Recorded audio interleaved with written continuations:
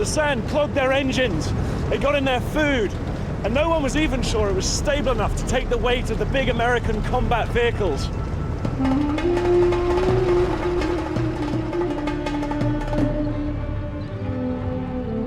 But the biggest problem by far was making sure the Western troops did not offend their Muslim hosts.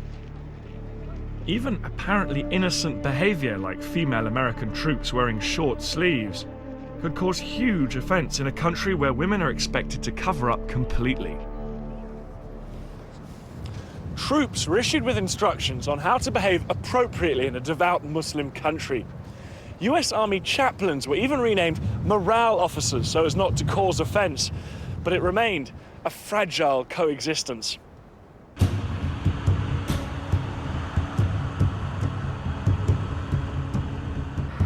An Iraqi attack on Saudi Arabia remained a constant fear for the coalition. But it was the stories about the actions of Saddam's army inside Kuwait that outraged world opinion. They brought a reign of terror to Kuwait, including summary executions in the street.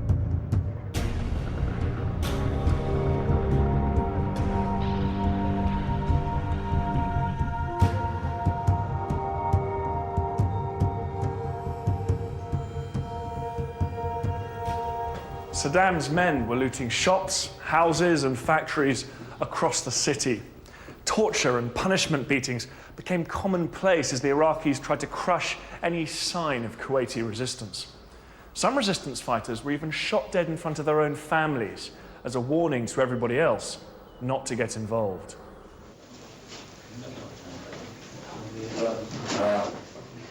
Western civilians living in Kuwait and Iraq had been rounded up and taken to Baghdad as hostages.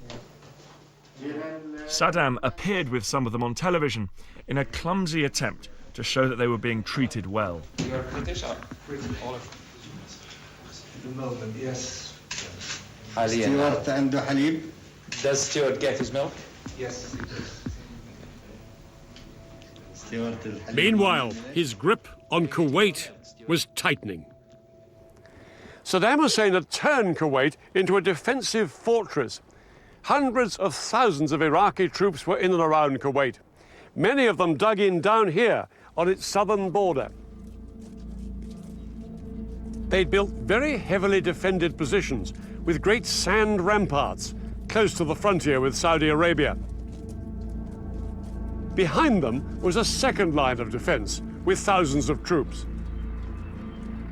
And then about 100 miles further back, just inside Iraq, were Saddam's elite troops, the Republican Guards, waiting in reserve.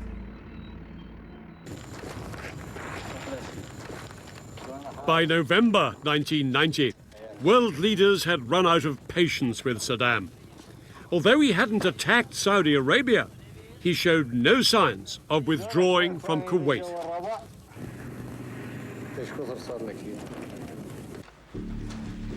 So the UN Security Council passed a new resolution that changed the coalition's mission dramatically.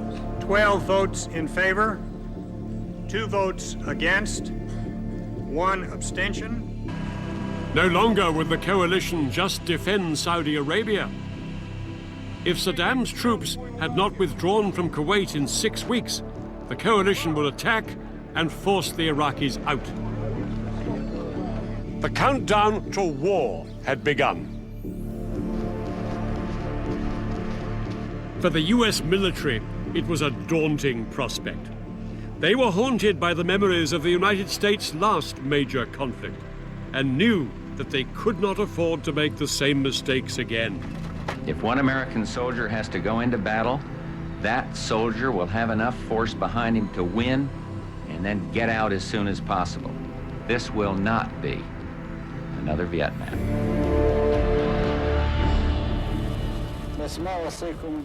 But Saddam was determined that that was exactly what it would be. He calculated that if the Americans attacked, his best hope was to inflict massive casualties on the US troops. Saddam believed that after the Vietnam War, it was not something the US public would tolerate.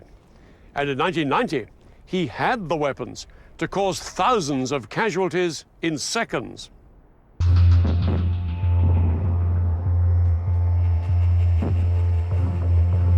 Just 2 years earlier, in March 1988, the Iraqi army had attacked a Kurdish village in northern Iraq, using a mixture of mustard gas and the nerve agent sarin. 5,000 people were killed, and thousands more suffered terrible injuries.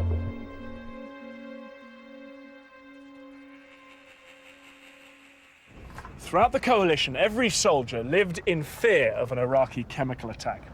Day after day, they practiced the drills that would save their lives if nerve gas was used against them.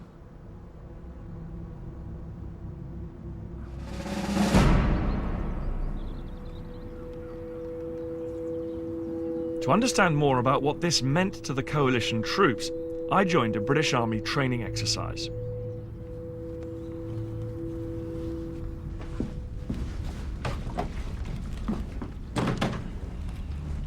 My job was to help unload equipment until the instructor launched a gas attack drill.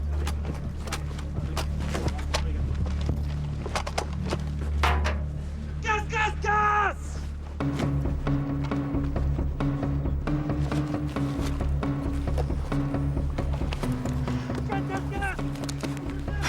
Gas, gas, gas!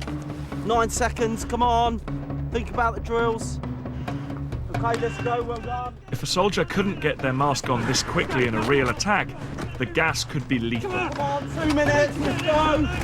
I then had to carry on with my task, exactly like the troops would in a combat situation. Come on, work hard, well done. Come on, really gotta get through. Come on, come on.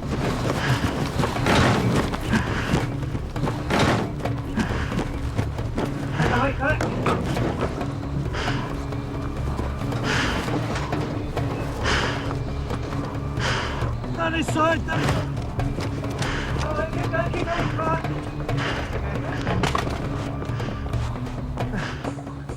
But gas masks make it impossible to breathe properly, as I was finding out. Excellent, good, well done, well done. I can't actually speak.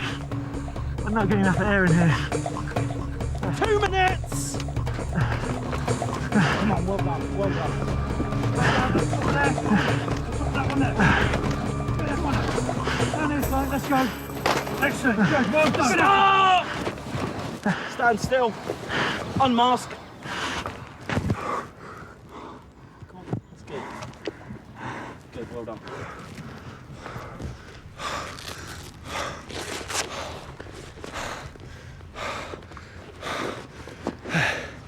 There's just no air in there at all. And the idea of fighting something like a battle under those conditions is absolutely unimaginable, and that's a lot harder than what I was just doing there, those shuttle runs. The idea of spending hours on hours in this get-up, charging across hills, is extraordinary.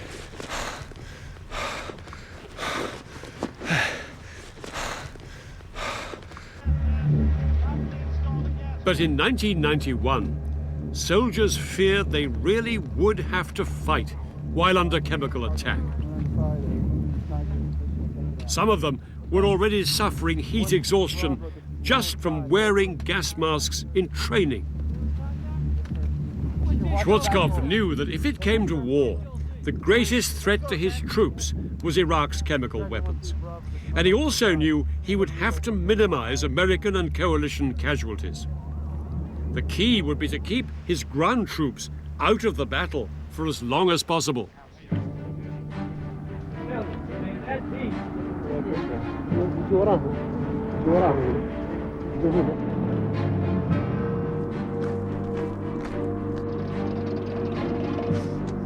Schwarzkopf's plan was to launch a colossal air attack on Iraq itself and on its forces on the ground, to try and force Saddam to abandon Kuwait. But if this didn't persuade Saddam to leave, Schwarzkopf knew that he would have to take a far more risky step. He'd have to order his forces to fight their way into Kuwait. And some of the experts predicted that this would cost thousands of American lives. His strategy would call upon the full might of the United States Armed Forces.